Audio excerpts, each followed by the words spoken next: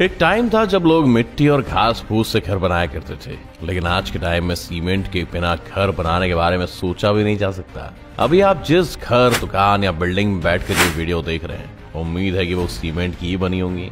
लेकिन क्या आपके मन में कभी ये सवाल आया है कि सबके घरों को मजबूती देने वाली ये सीमेंट आखिरकार बनती कैसे, और फिर इसमें ऐसा क्या मिला होता है जो दीवार को इतना मजबूत बना देता है कि वो सालों साल सर्दी, गर्मी, बरसात भी बिना किसी दिक्कत के झेल लेती है। आइए, अगर इन सब सवालों से आपका सामना हुआ है तो वीडियो आपके काम का है, क्योंकि आज हम इन्हीं सवालों के जवाब लेकर आए। बात सीमेंट की शुरुआत से करें तो इसे सबसे पहले विलियम एस्पडिन ने साल 1824 में इंग्लैंड में डिस्कवर किया था। असल में इंग्लैंड में एक पोर्टलैंड नाम की पहाड़ी है जिसका रंग सीमेंट के जैसा ही है, और यही वजह है कि सीमेंट को पोर्टलैंड सीमेंट भी कहा जाता है। ये तो बात हो गई दुनिया की। सवाल ये आता है कि हमारे प्यारे देश भारत में इसकी शुरुआत कब हुई। तो आपको बता दें कि यहाँ पर सबसे पहली सीमेंट फैक्ट्री साल 1904 में गुजरात के पोरबंदर में सेट की गई, लेकिन कई वजहों से ये कंपनी चल नहीं पाई। इसके बाद उसी साल चेन्नई में एक फैक्ट्री में सीमेंट का प्रोडक्शन शुरू हुआ, हालांकि ये भी अपने काम में सक्सेसफुल नहीं रही।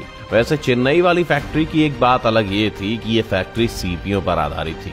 इतना स्ट्रगल करने के बाद फाइनली 1912 और 1913 में जाकर गुजरात के ही पोरबंदर में पहली सफल फैक्ट्री लगाई जा सकी।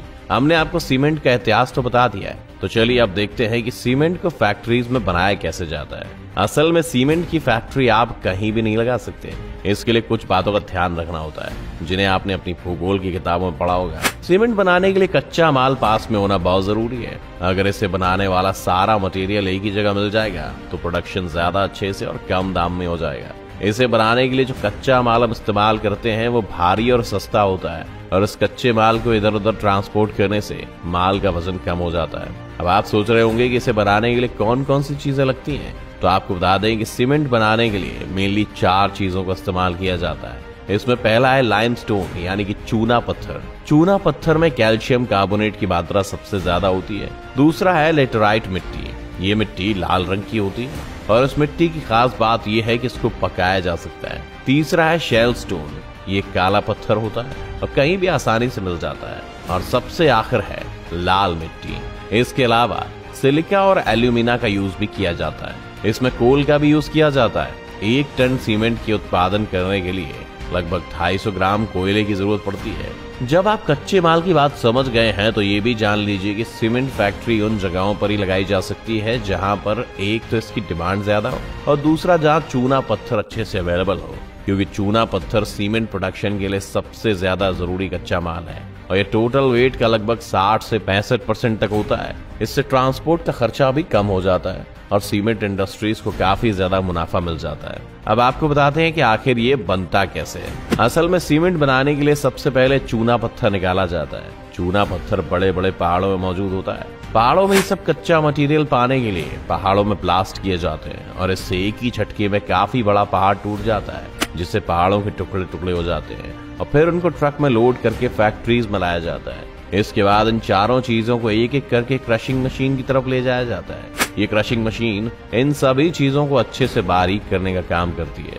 एक एक करके सभी मटेरियल्स को बारीक पीस लिया जाता है। इसके बाद इन चारों चीजों को अच्छी तरह आपस में मिक्स करके कन्वेयर बेल्ट की हेल्प से आगे भेजा जाता है और एक बड़ी गर्म भट्टी में 1450 डिग्री सेल्सियस तक तापमान पर गर्म किया जाता है। इतने ज्यादा टेम्परेचर पर गर्म करने से इन सभी चीजों के नेचुरल कंपाउंड टूटकर अलग हो जाते हैं और एक नया कंपाउंड तैयार हो जाता है। भट्टी से ये कंपाउंड बहुत ही बारीक छोटे टुकड़ों में निकलता है, जिसे खंगर या क्लिंकर कहते हैं। उसके बाद ये मटेरियल कूलर में आता है। इस कूलर में मटेरियल को 70 से 80 डिग्री सेल्सियस टेम्परेचर पर रखा जाता है।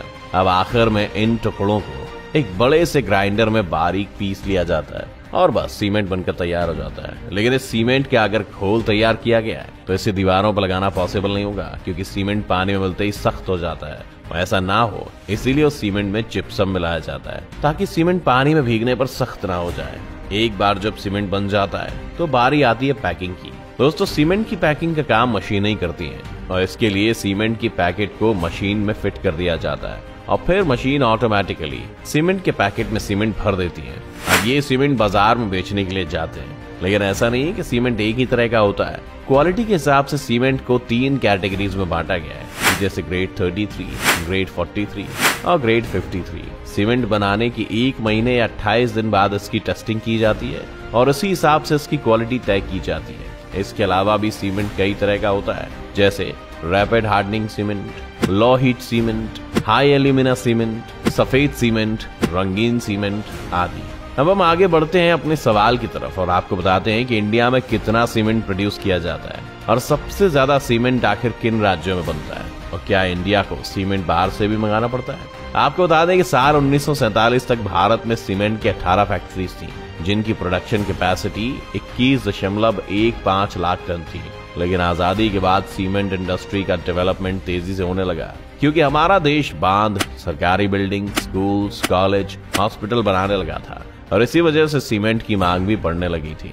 आज भारत दुनिया का लगभग 8% सीमेंट प्रोड्यूस करता है और चाइना के बाद वर्ल्ड में सीमेंट प्रोडक्शन में दूसरे नंबर पर आता है। इंडिया से यूएसए, नेपाल, श्रीलंका, बांग्लादेश जैसे देशों को सीमेंट बेचा जाता है। यहाँ तक कि साल 2020 में अकेले श्रीलंका को इंडिया के 1.8 मिलियन टन सीमेंट एक्सपोर्ट किया गया था और इंडिया में आंध्र प्रदेश सबसे बड़ा सीमेंट प्रोड्यूसर है।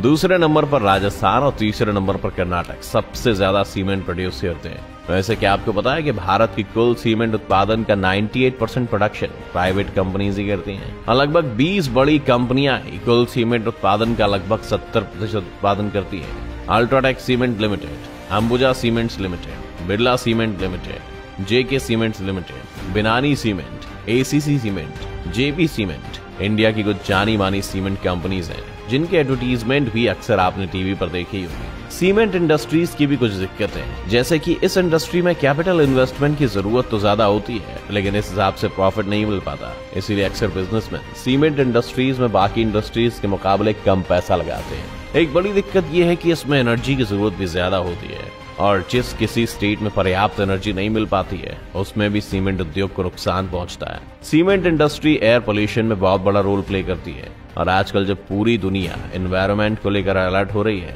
ऐसे में ग्रीन हाउस गैसेस को कम करना भी इस इंडस्ट्री के लिए एक मुसीबत बन गई है। इसके अलावा रीन्यूएबल एनर्जी के उपयोग को बढ़ावा देना और कार्बन उत्सर्जन में कमी करना भी सीमेंट इंडस्ट्रीज के सामने मेन चुनौतियां हैं। जाते जाते एक और बड़ी और बहुत जरूरी बात आपको बता दूं कि अगर आप भी घर या कोई बिल्डिंग बनाना चाहते हैं, अच्छे से अच्छे सामान का इस्तेमाल करना चाहेंगे।